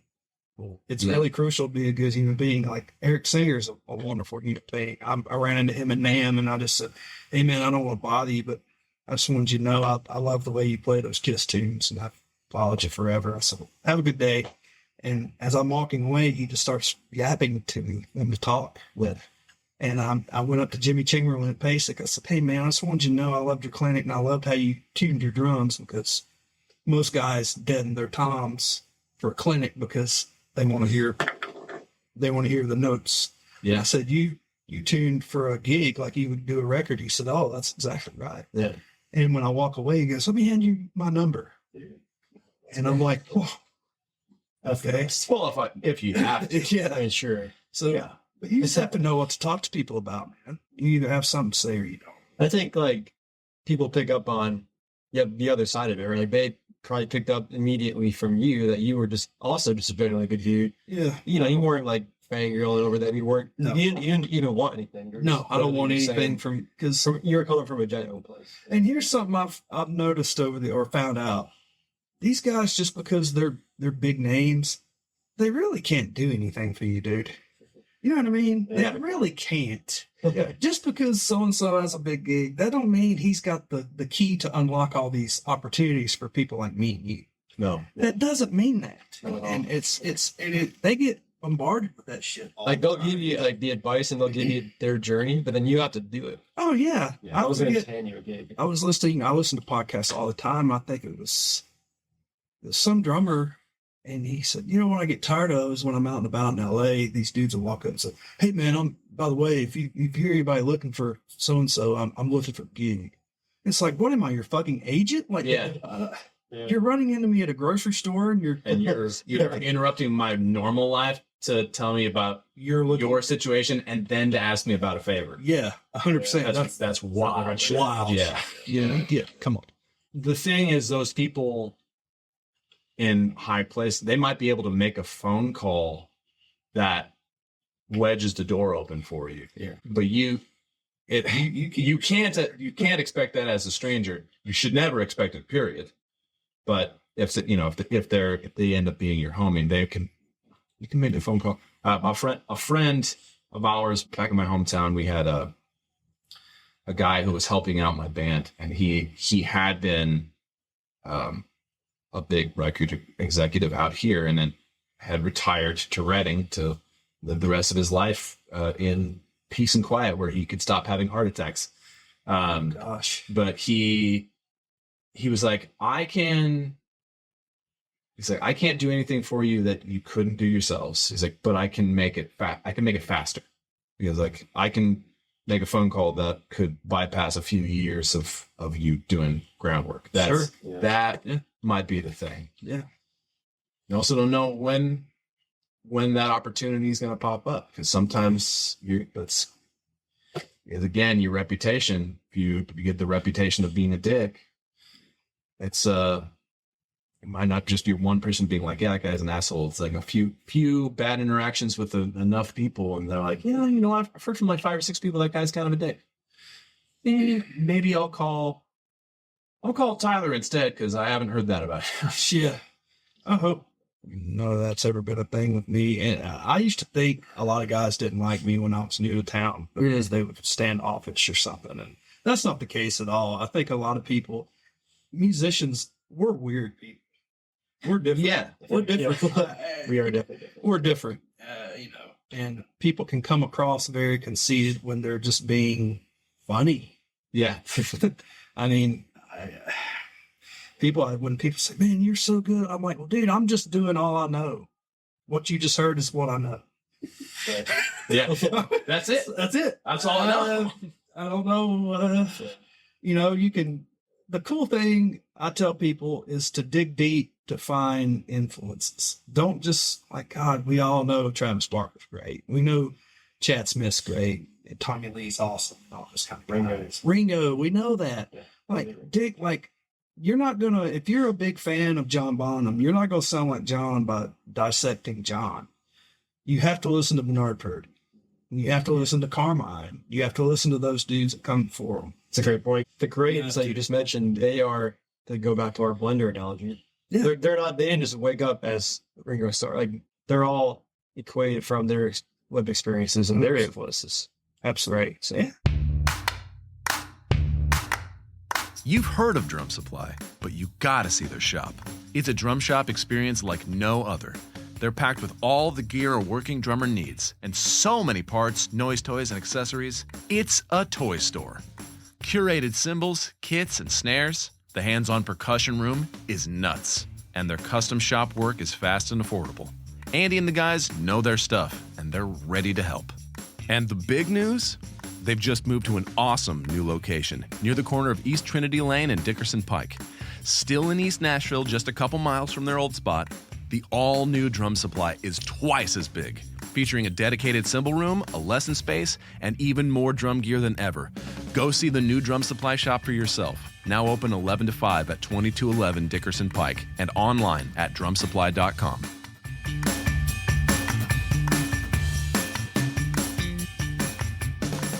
Present day. You're down at Broadway. Then you've been doing some community residencies and lots. Yeah. I've been going out and playing 5-day runs out there at either MGM or Resorts World. I'm doing that every other month. Well, and it's cool. It's kind of like I personally treat it as like a paid vacation, because if I want to rent a car and go drive out in the desert and go walk around Redwood or Red Rock Canyon or something like that, get some good food. So tell us more, what kind of gig is that? It's with a band out of Memphis. So it's a kind of a corporate thing. Cool. We do a lot of R&B. Yeah, all covers, but it's more R&B and rock and funk. Nice. And if someone wants to come up, and we'll do the Dixieland Delights, and the Garth Brooks thing, and people please, because that's what we're there for, you know. It's another world, man. People want me to answer questions for them when they're new to town. They want me to give them some lovely answer, right? I'm like, man, you're gonna have to go downtown and just hang. You got to go in the trenches. You got to go in the trenches. There's no way to sugarcoat diving into this industry, because it's not the industry I grew up reading about. No, it is not. When I grew up reading that so and so got discovered in a club because he was unique, they don't give a fuck about you being unique. They don't. You know, that don't matter. Can you play? Do you gel with everybody? Does the tour manager like you? At least not for the big gigs that everyone's gunning for. They're definitely, they're not looking for, they might look for one element of uniqueness. Maybe if they're like, oh, I like that specifically for this thing. Sure. I think that fits with our vibe. but unique is scary to a lot of artists. Yeah, and that's what it's hard. It was hard for me to get out of that part of the way I viewed music, because I would think, well, how did Brian Blade get to play on this Seal record? How did Jim Keltner get to play on all this cool shit, playing all these interesting compound stickies on a pop record? Yeah. Well, those times are gone. You know, we're listening to records with snaps and hand claps and oohs and ahs about creek banks now. Right. You either accept it or don't. Yeah. I tell guys that, like, that's what you got to accommodate. Yeah. You know, You have to adapt. You have to 100%. live and learn it. Yeah. How have you sort of navigated social media and like TikTok and all that? I just started TikTok about right. 6 months ago, but Okay. Instagram's my thing. I'll record myself doing 5 or 6 tunes a night just to see now where I'm at in life. I'll see where my groove is setting. I want to say you're one of the first guys that I at least like connected with on the gram that were like figure out how to record the in-ear mix and like because everybody can just open a phone and record the set. Mhm. Yeah, I remember just seeing. I was like, stop scrolling. I was like, oh, this sounds very good. This is Yeah, that and, like, maybe. your playing's killer, too. Oh, thanks, man. That means a lot. Well, I don't do that a lot, but Yeah. I do it some. And if the front of house guy is nice enough to give me that mix, then I'll take it and work it in the iMovie and do it that way. But I play. Luckily, some of my best friends in the city are who I play with and play for. So, and they'll be the first one to tell me, maybe don't do that again. Or, hey, man, get the stick out of your ass and throw it down a little bit. You ever just get like the book back? Oh, yeah. Right. I don't Oh, yeah. There's no words needed. Just sometimes, yeah. There's some guys I was going to highly recommend you guys reach out to. Jared Pope with one of my best friends in the city. He had me sub for him with Damon Johnson, who's in Leonard Skinner now. He was in Thin Lizzy and Alice Cooper's band for 8 or 9 years. So Jared is a monster player. He plays with Don Felder. He plays with Brother Kane, and he plays with Tom Kiefer from Cinderella. Okay. So he's a California. He's from Fresno area. Oh shit! That's where my wife's from. Oh, right on. Yeah, he's good people. Greg Lohman is definitely somebody you need to get on here. He's an educator big time, and he had the Kelly Pickler gig for 10 plus years. Aaron Tippin before that. He's always working. Hey drummers, do you need a place in Nashville to practice on actual drums? Drumbox is Nashville's newest drum practice studio. Book sessions online and get the space to yourself. It's fully equipped with 2 kits, cymbals, hardware, and even sticks are provided. 30-minute, 1-hour, and 2-hour sessions are available at www.drumbox.space and use the coupon code NDP25 for 25% off your first session. Again, that's www.drumbox.space.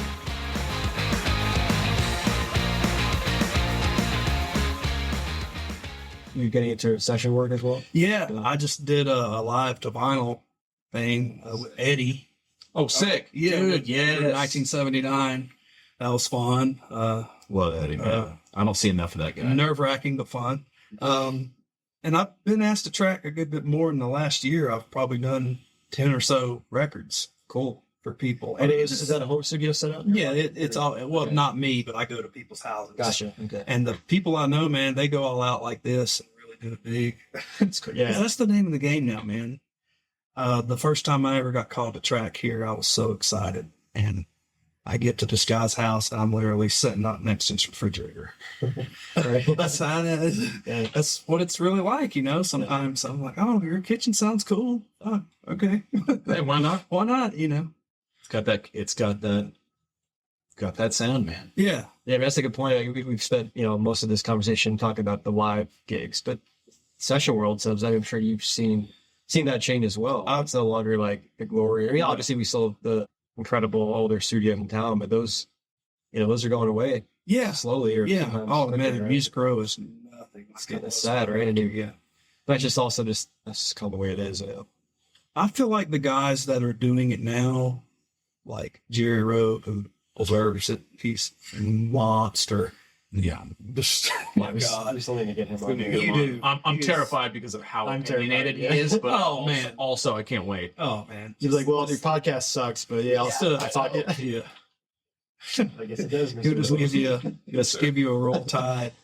Roll tide. Was he Alabama? No, he just says that. He mocks people that say it a lot. I think. Yeah. He's. I'll tell you what I've learned a lot about myself from tracking is less is painfully more. Mm-hmm. And I say painfully because I already think I played pretty simple, but you have no idea how simple sometimes you painfully. Yeah, You're stopping yourself from playing. like, now, I'm playing a ghost note that is fucking up this vocal phrase. Yeah. Yeah. Ghost It's notes a are thing. barely a thing in session work, right? Yeah, I mean, absolutely. That's hard because especially coming from you guys are playing Broadway and you're playing live so much where ghost notes are They don't kind of do whatever you want. It's fun. And then to go into the studio, it's like you really have to hold back. Yeah. I'm struggling with when I come from doing a couple of recordings and playing live. I want to play live the way I track, and then some of my energy's kind of not there. Yeah. And I'm thinking more finesse, and I'm a little more conceited musically. Mhm. Like, well, there's people here wanting to dance and get a little more from me than they care a little more about the overall experience than how good this feels. You know. Yeah. You know what I mean? Yeah. So there's a catch-22 to Totally. that's what kills me about Jerry Rowe. He plays so well every time I go to Brewery. I mean, he's just a mechanical groove machine. Yeah.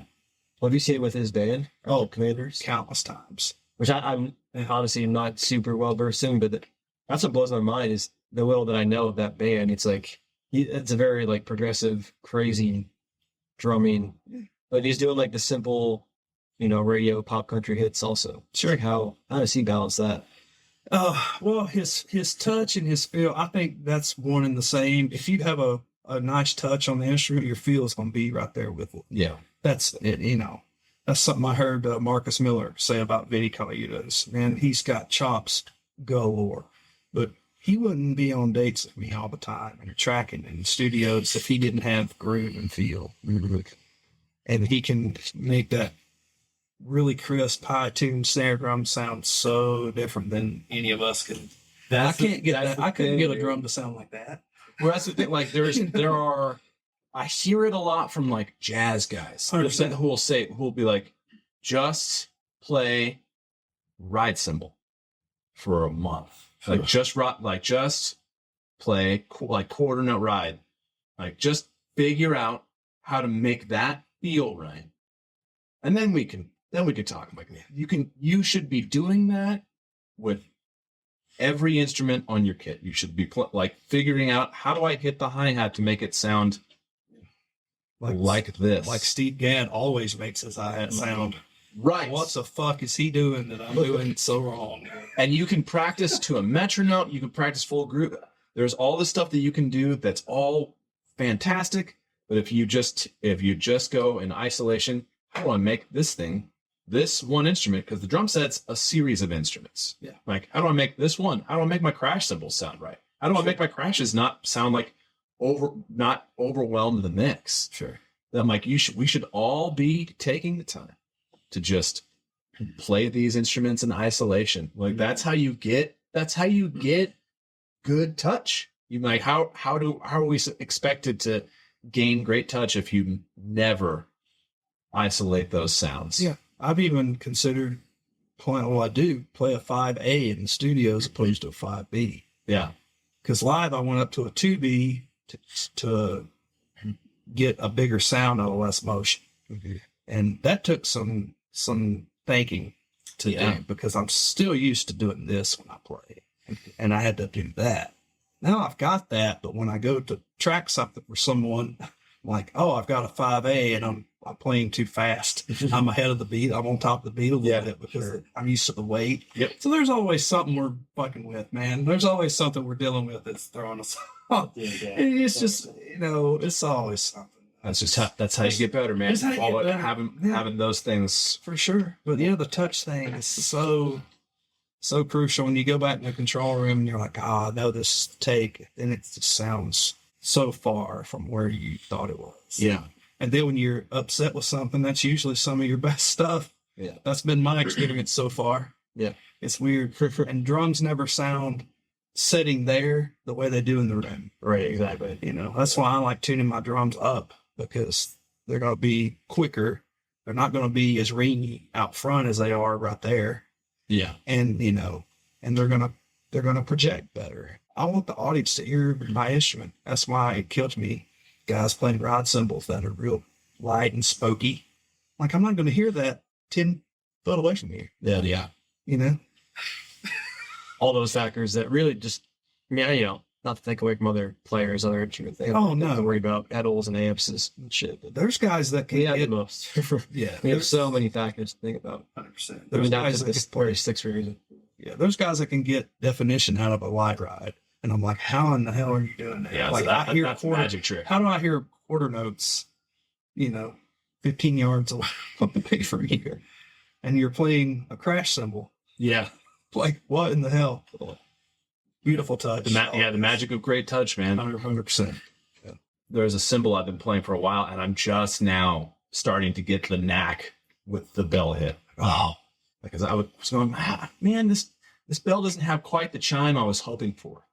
But after, kind of got to dig to find that chime in some bells. and it was like a different angle of approach that I had to. I was like, oh, it's not straight down. I have to go slightly into the side of it to really make it pop out. Yeah. Oh, I know. I judge a ride cymbal by the bell. Like, I want the bell to be separate from the rest of the cymbal. I don't want it to sound like I'm hitting the same cymbal that I'm riding on here. I want it to, like, the Who's Crying Now, the Steve Smith Big Arena Rock pingy ride sound. That's what I always want in my head. Mm-hmm.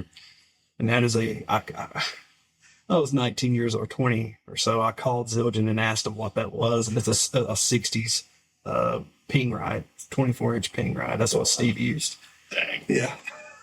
You're a geek, you care about that. I love that he just called Zildjian. Yeah, I did. I was like, hey, is there anybody that could tell me? They're like, let me put you through to some guy. Yeah, right. I don't know who it was, but he's like, oh, it may have been Paul Francis. Or Could have been, yeah. could have been there. He was there at the time for sure. Not the same as it ever was. Sonique Drums is the fledgling but fierce drum and percussion manufacturer based out of the Pinery, Colorado. They started their first year in business swinging and continue to punch up at the percussion industry at large. Sonique Drums is designing and manufacturing new, innovative, and better-made percussion accessories like the NATO 1, an industry-first, continually adjustable throw-off, or another industry-first, the 12-point drum key. Sonique Drums also specializes in steam-bent snare drums using domestic and exotic tone woods equipped with all brass hardware. You can demo and buy Sonique Drums original accessories and snares in Nashville at Nelson Drum Shop or meet them in person at the Music City Drum Show in July. Check them out at soniquedrums.com.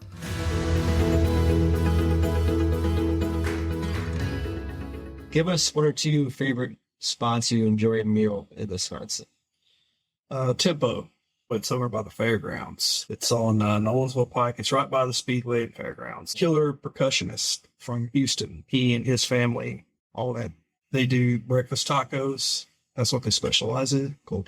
And the chorizo's outstanding. I'm a big foodie guy, so, and their cold brew is the best I've ever had anywhere. Dang. Okay, it's there. I like a burger at You Baby's, a Redheaded Stranger. Nice. The Hughes 80s burger sounds like a hit, right? I like the fries. See, Yeah, it's good. thin. I tell you, there's some really good Indian food in this city, and I can't figure out why. It's been great since I've moved here. I'm like, why the hell of all the weird shit about Nashville? Why do we have great taco trucks out of nowhere and good Indian food? Oh, dude. Yeah. Whatever it is, I'm grateful for. I'm it. grateful. I freaking love Indian food. I know. We actually have I was there today, not Indian, but we have a lot of Middle Eastern, especially if you start going, south by the airport. I mean, True. I mean, Nashville's a big melting pot of different cultures. Oh, for sure. Yeah. It's getting better and better, too. I think, with the culinary scene. What's your favorite noodle? What noodle is in pad thai? Is that a rice noodle? Yeah, I think it is. I'll go with that.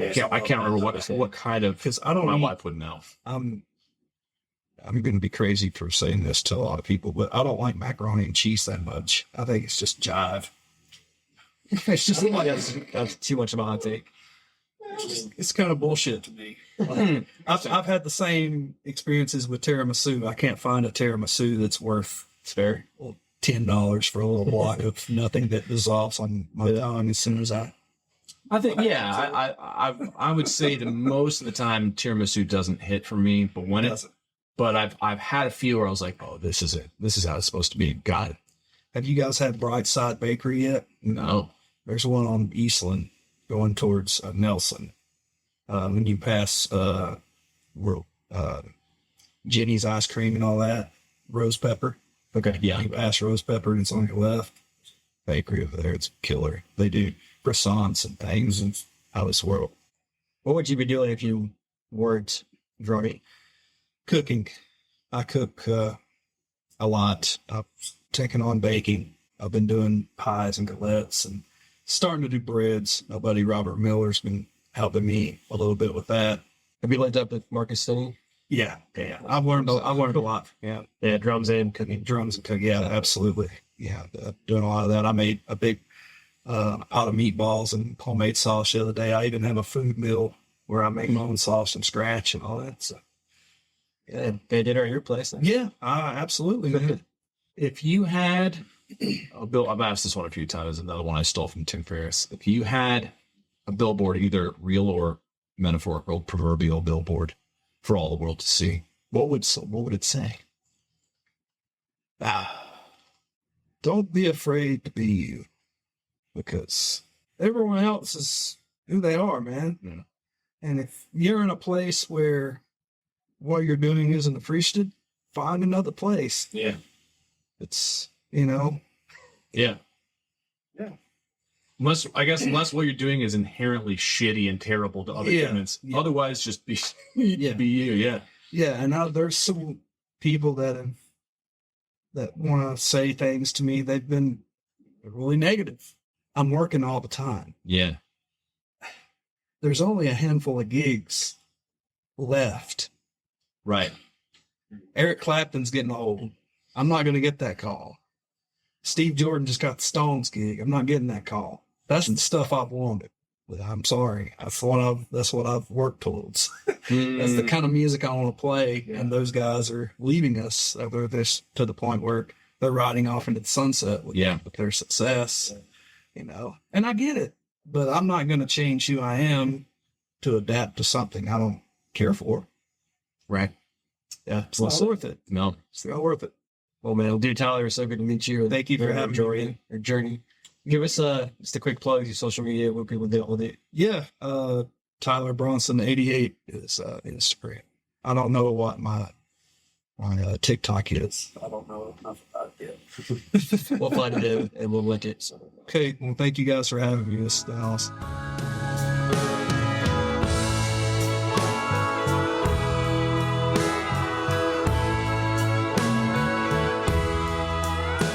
Thanks for listening to this episode of the Nashville Drummers Podcast.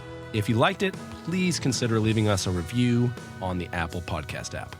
Please consider supporting us on Patreon.